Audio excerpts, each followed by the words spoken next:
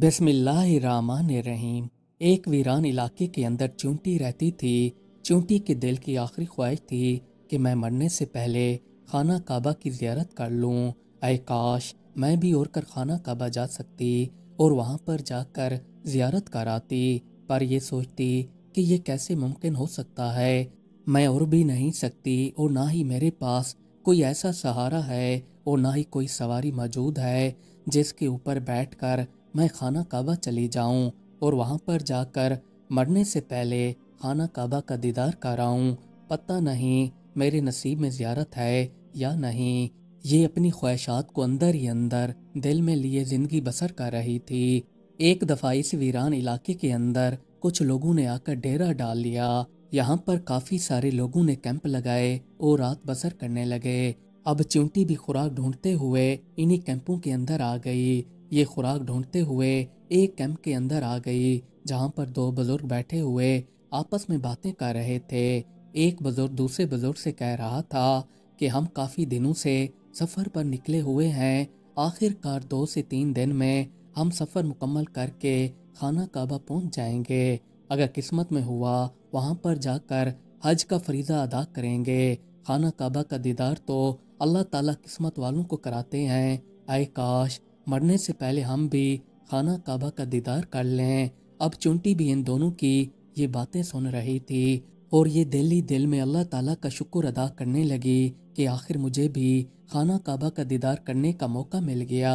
अब चुंटी ने प्लान बना लिया कि किसी न किसी तरीके से इन काफिले वालों के साथ चिमट कर लाजमी जाऊंगी।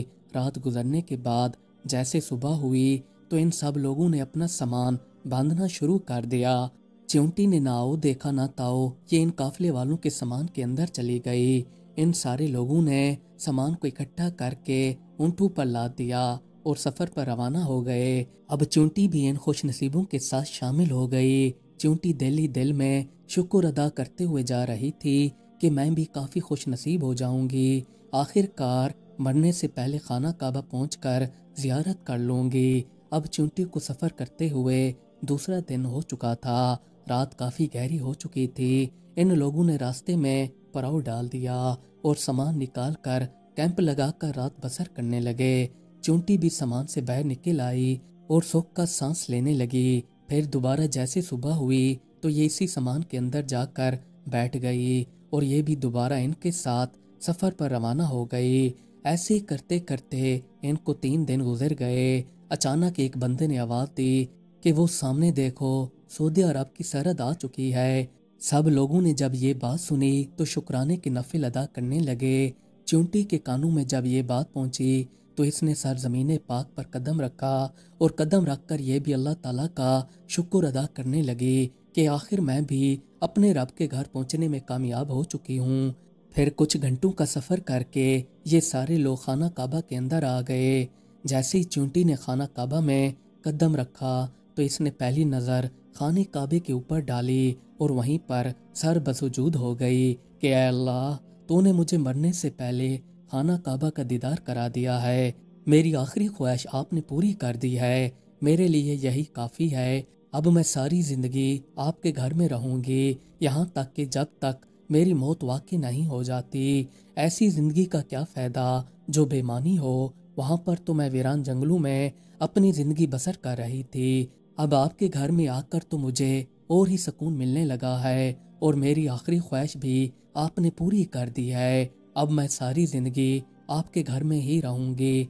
चुंटी फिर मक्का मुअज़्ज़मा के अंदर रहने लगी। अगर कोई भी बंदा अपनी नीयत साफ कर ले और मक्का मुकरमा जाने का इरादा रखता है तो इसको चाहिए अपने दिल को पाक रखे। किसी न किसी तरीके से अल्लाह ताला इसे अपने घर बुला ही लेते हैं। आपको लोगों के साथ बुग़्ज़ नहीं रखना चाहिए, अपने अंदर आजिज़ी अपनानी चाहिए। जिस तरह अल्लाह ताला ने चुंटी की ख्वाहिश पूरी कर दी, इसी तरह आपकी भी ख्वाहिश पूरी कर देंगे। एक रिवायत के अंदर लिखा हुआ है कि क़यामत वाले दिन एक बंदा ऐसा होगा जिसकी नेकियां और बुराइयां दोनों बराबर होंगी। फिर इसे हुक्म होगा कि जाओ, जाकर अपने लिए कोई एक नेकी ढूंढ कर लाओ जिससे तुम्हारी बख्शिश की जाए। अब ये बेचारा मायूसी के साथ सर झुकाए लोगों के पास चला आएगा। یہ اپنے ماں باپ کے پاس آ کر کہے گا کہ آپ مجھے ایک نیکی دے دو، وہ اسے انکار کر دیں گے اور کہیں گے کہ ہم تمہیں اپنی ایک نیکی کیسی دے سکتے ہیں، کیا پتا ہماری اپنی ایک نیکی کم پڑ جائے۔ پھر یہ اپنے بہن بھائیوں کے پاس جائے گا تو وہ بھی اسے یہی جواب دیں گے کہ ہم تمہیں اپنی ایک نیکی کیسے دے سکتے ہیں جبکہ ہمارا حساب و کتاب باقی ہے اور وہاں پر ہماری ایک نیکی کام آ جائے۔ پھر یہ اپنے مختلف رشتہ داروں کے پاس جاتا رہے گا کہ کوئی بندہ ہے جو مجھے اپنی ایک نیکی دے سکے۔ سب لوگ اسے مایوسی کے ساتھ انکار میں جواب دیں گے۔ اب یہ ان سب کا انکار سننے کے بعد مایوس کھڑا ہوگا۔ اسی دوران ایک بندہ ایسا ہوگا جس کے پاس ساری ہی برائیاں ہوں گی، اس نے کبھی نیکی نہیں کی ہوگی۔ یہ بندہ اس کے پاس چلا آئے گا اور آ کر اس سے کہے گا کہ بھائی میں نے ساری زندگی برائیاں کی ہیں، بس میرے حساب میں تو ایک ہی نیکی ہے، اب میں نے تو اس ایک نیکی کے ساتھ جنت میں جانا نہیں ہے، اس لیے بہتر ہے کہ میری تم یہ نیکی لے کر جنت میں چلے جاؤ۔ پھر یہ اپنی ایک نیکی اسے دے دے گا۔ یہ ایک نیکی لے کر پروردگار کے سامنے حاضر ہوگا۔ اس سے پوچھا جائے گا کہ تمہیں یہ ایک نیکی کس نے دی ہے؟